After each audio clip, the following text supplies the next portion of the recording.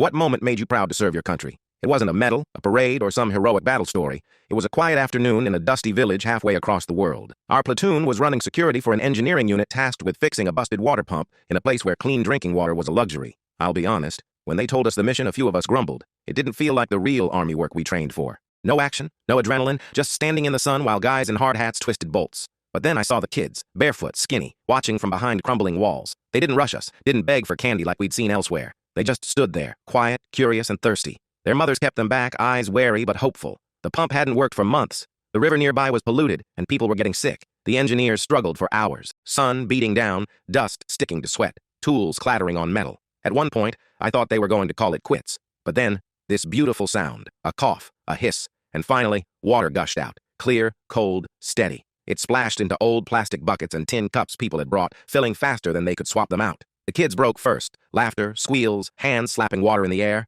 Mothers dropped their suspicion and rushed forward, pressing containers under the stream. One woman caught my eye, whispered, "Thank you," in broken English, and handed the first cup to her daughter. That little girl drank like it was the sweetest thing on earth. I didn't feel like a soldier at that moment. I felt like a human being who got to help other human beings. No flags waving, no speeches, no cameras, just water, smiles, and relief. I realized then that serving wasn't always about the fight. It was about the lives we touched when nobody else could step in. On the flight back, I sat there sweaty, tired, and sunburnt, but prouder than I'd ever been. That's the story I'll always carry with me, not the ones about guns or danger, but the day we brought water back to a thirsty village.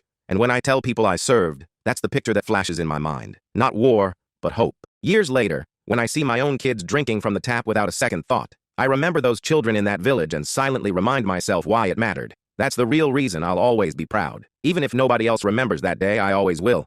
And maybe that's the beauty of service. Most moments never make headlines, but they shape lives quietly, like ripples in water that never stop moving outward.